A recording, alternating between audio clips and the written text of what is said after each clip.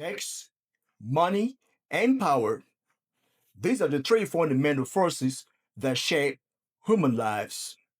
These elements are omnipresent in our society, dominating our media conversations and often our priorities.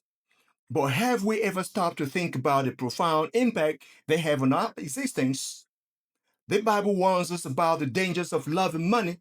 In 1 Timothy 16, it says, "For the love of money is the root of all kinds of evil, and in their eagerness to be rich, some have wandered away from the faith and have pierced themselves with many pangs." We see this happening all around us. People are working long hours, sacrificing time with family and friends just to earn more money. But is it worth it? The pursuit of wealth can become an all consuming passion, driving individuals to compromise their values and priorities. The Bible cautions us against this and reminds us that our wealth should be used to serve others, not just ourselves. In Proverbs 11:25, it says, "The generous soul will be made rich, and he who waters will also be watered himself." Sex is another fundamental aspect of human life. The Bible teaches us that sex is a beautiful gift meant to be enjoyed within the context of marriage. In Hebrews 13:4, it says, let marriage be held in honor among us, and let the marriage bed be undefiled, for God will judge the sexually immoral and adulterers." When we prioritize sex outside marriage, it can lead to all sorts of problems, including emotional pain, broken relationships, and even disease. The Bible also teaches us about the importance of self control and purity in our relationships. In 1 Thessalonians 4:3-5, it says, "For this is the will of God, your sanctification, that you abstain from sexual immorality, that each one of you know how to control his own body in holiness and honor, not in the passion of lust, like the Gentiles who do not know God."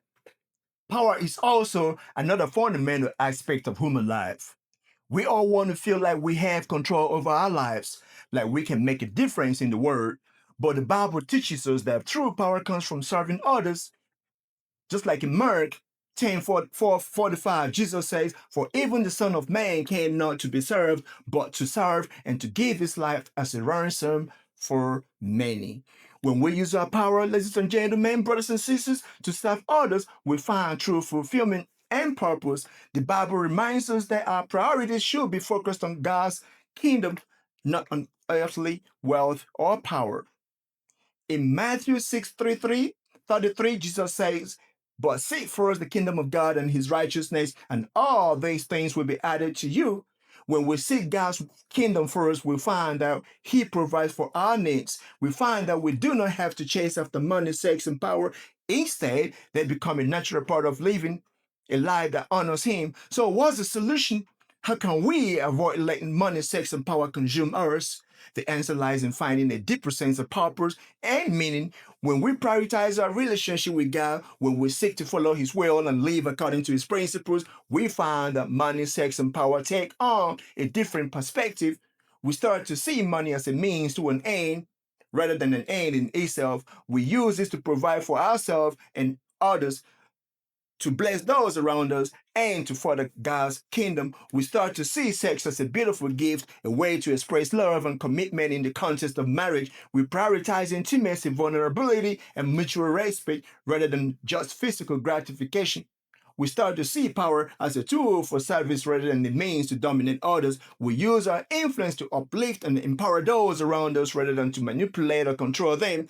This is the biblical way of living. It is not about avoiding money, sex, and power altogether, but about using them in a way that honors God. When we live like that, we find true self, which is freedom, joy, and fulfillment.